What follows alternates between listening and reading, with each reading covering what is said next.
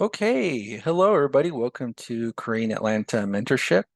And in this video, we're going to do a review of Velocity Banking, just the basics, and we're going to call it Weekend Warrior Training because today is Saturday. And so if you're taking your Saturday to review Velocity Banking, I commend you. And that's why you're a weekend warrior, right? Because I don't think a lot of people would take their Saturdays to learn about Velocity Banking.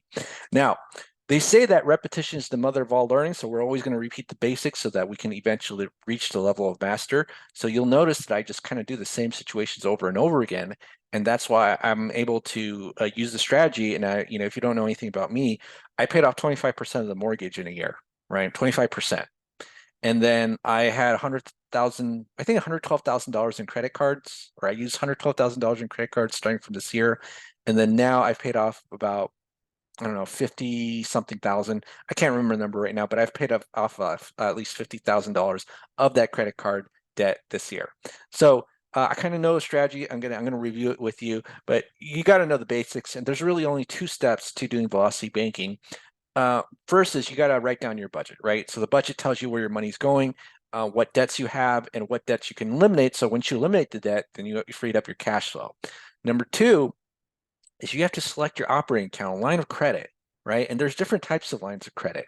There's personal lines of credit, there's business lines of credit, there's home equity lines of credit, there's credit cards. So all line of credit is a tool where you can borrow money, pay back, and reuse it over and over again. That's all it is. And really, the strategy is basic, right? Here's the strategy: paycheck goes to line of credit, and then expenses out of line of credit. And that's all it is. And you might be like, is it that simple? Yeah, it's totally that simple. Okay, so now let's go in here and we'll go to our budget. So if you don't have Excel, you get a free version at live.com, or you could just use Google Sheets, right? So here we have the average American budget, and we have our paycheck. So what we do is just write our paycheck right here, $5,000. And then I usually like to use the expenses of $3,000. So hopefully this person's not paycheck to paycheck, although there's many instances where the person might be like making 5 grand and spending 5 grand, or even be negative, right? Hopefully you never want to be negative, but even at that point, you either want to make more income or try to free up some cash flow as much as possible. But we'll just assume for the sake of this example, it's $3,000, $2,000 left in savings and checking and savings. And the idea is that when you just have money parked in checking and savings, it's not being applied to debt. We just call that zero cash flow. Even though, yes, your paycheck is more than your expenses, right? And once you've written out your budget, then you have what you call the expense breakdown, right? So the expense breakdown should equal $3,000. And all it is a list of your expenses. And what's really important is that every single debt that you have is going to be its own line item. Like you're not going to consolidate these like food, gas, insurance, because um, every debt represents cash flow that we can potentially recover. Okay, so we have a student loan. We're just going to use some averages for the monthly payment: $400 student loan, $600 auto loan. And so we'll just do 400 here, 600 here. We'll say rent is 1,000 and other food, gas is 1,000, right? So $2,000 in checking savings a month, $3,000 expenses, and $5,000 in income. Now, what we've done is we have done our budget, right? So we've done our budget. Now we got to select our operating account. So what's our operating account? It's a line of credit. So again, there's various types of lines of credit. But think of it like this. Let's say like you have this cool type of semi-credit card called a personal line of credit, right? And let's assume, not 1,500. Oh, that'd be insane. All right, but let's assume that the bank has let you, they've approved you for a personal line of credit. So what does that mean in practical terms? You go to the bank's website, and then you can click a button that says, I can borrow up to $25,000 and just deposit in my checking account when I click a button on the bank's website, right? And then they'll charge you interest, 15% annual for using that money, because that's how they're going to make money, right? But okay, so the difference, so let's assume that we were granted this, and the difference between the average American and the Velocity Banking American, right? The only difference is what's our operating account. So is it going to be our main operating account, the checking and savings, or is it going to be the line of credit? Okay. So now let's go through our budget for the Velocity banking scenario. So it's just $5,000 in the paycheck, and we're not going to make any more money, right? And then what's our expenses? Okay, so what we're going to do is just some shuffling of our expenses so that we can free up some cash flow and use our line of credit as our main operating account. So what we're going to do is put 0 in our checking and savings, because the way that Velocity banking works, and if you remember the strategy that I just wrote down here, your paycheck goes into the line of credit and your expenses go out line of credit. So if your paycheck goes all the way in here to the line of credit, by definition, if your entire paycheck goes in, you're not going to have any checking or savings, right? So just think about that. So $0 for checking and savings, okay? So now what we're going to do is figure out a way so we can just free up some cash flow and maybe provide, some immediate relief. I mean, this guy's good. He's got $2,000 in checking savings, but let's say if we can free up more cash flow. So what we can do is just say, hey, if we go to the bank's website, right, and say, I want $23,000. So let's just assume $23,000 was dumped in the checking and savings, and then we use it to pay off the student and auto loan, right? Because that's $23,000 balance. Then this will be 0 and 0, and then this will go to 0, right? Because it's used to pay off this balance.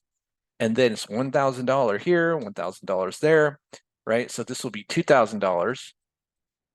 And the idea is that once we dump our entire paycheck in here, right, so $23,000 balance, then our expenses are going to be creep up, and then eventually the balance will go up about $2,000. So 5,000 minus 23,000 minus 5,000 is 18, and then 18 plus 2,000 is 20,000, right?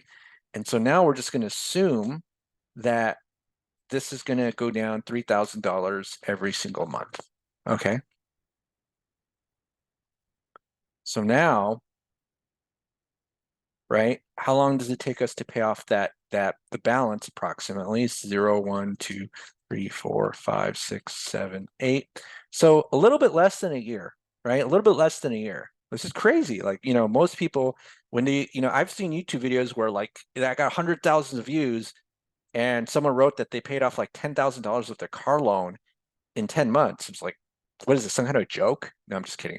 I know that for a lot of people, that's a big accomplishment. But in my world, because I've already paid off 1/4 of the mortgage in a year, and I paid off $50,000 or more than $50,000 in credit card debt, even though I had $100,000, that's that's not like a big accomplishment, but I understand for why the majority of people it would be. Okay, so now, even though it took us about 8 months, we do have to calculate the interest every time you use the bank's tools, other people's money. We have to calculate the interest. And so how do we do that? So basically what we do is we estimate it by taking the previous month's balance, multiplying it by the interest rate, and then divide by 12, right? And so the interest rate is quoted annually, but really every time the interest is calculated for every single month, they actually do it by the average daily balance, but we just estimate it by dividing by 12.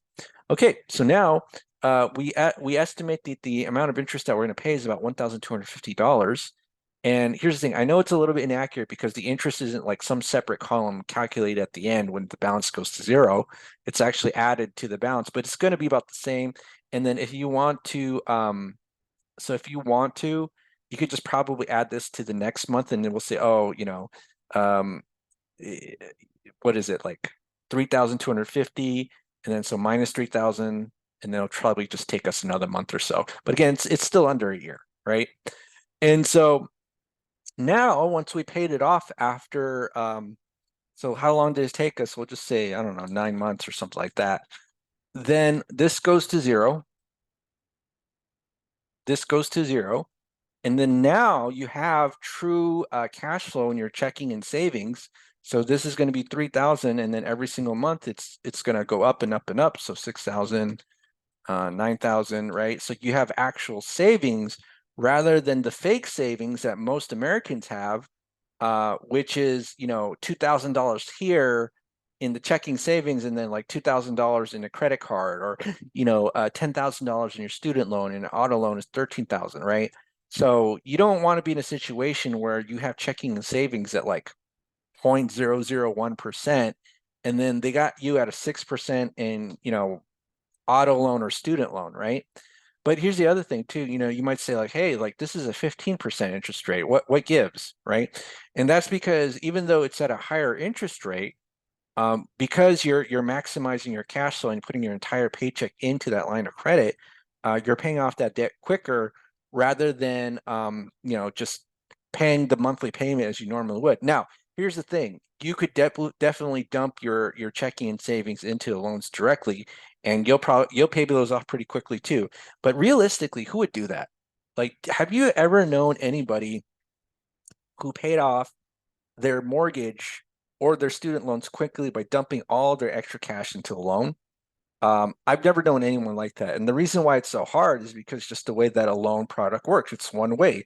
When you put your entire checking and savings to a loan, and yeah, you pay it off pretty quickly. If you ever needed like a dollar for an extra emergency, you're kind of screwed, right? Because if you call a loan company, they're not going to give it back to you.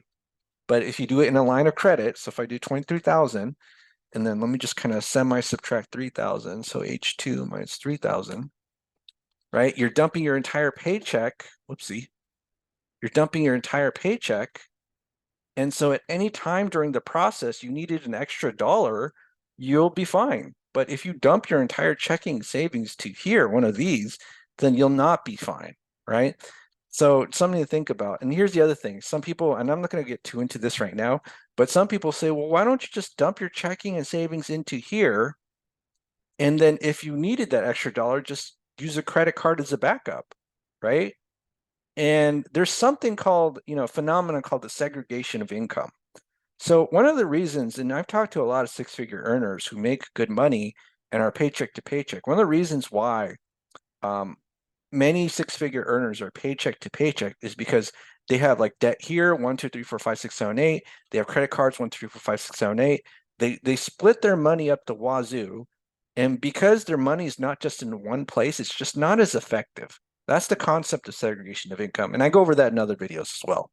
But again, now, because, 1,250. So now just, every time we pay off a debt, you just keep track. Ooh, I only paid $1,000 in interest and I paid it off in about 8 or 9 months, right? 8 or 9 months. Amazing. And then now I have real cash flow that if I have something left over, now I can truly enjoy that money rather than the fakes, and as I said, the fake savings that people have where it's just like, okay, you have 20,000 in savings at 0.001% interest rate, and then you have 20,000 credit cards and 20% interest rate, right? That's the scenario the banks actually want, because they know if they have debt that's not paid off and that's just like sitting there, they're going to make a lot of money, right? And that's like the most ideal scenario. And here's the thing, don't think the most rational. Okay, actually, how to say this? If you want to know how the bank is going to win, think as if you were the bank, right? Like if you were loaning money out to other people and they paid off the debts really quickly, would you want that? Probably not. I mean, think about it. A 30-year mortgage at like 3% is 50% interest at the end of the 30-year loan. So if you pay it off quickly, that 30-year mortgage, you're not going to make as much money. In fact, the bank's best candidates for making these types of loans are people who make more than 6 figures, but don't pay off their debts quickly. And you don't want to be one of those people, okay? All right, so this is Korean Atlanta Mentorship. Again, this is what we call a Weekend Warrior Saturday training review, just all the basics. And so you know what to do with Velocity Banking, you know the strategy, and hopefully you'll have your debts paid off pretty quickly. If you have any questions, comments, leave them below. And if you're interested in joining our group, go ahead and click the Google form link below, and we'll be in contact with you soon. Have a great day, everybody, and we'll speak next time.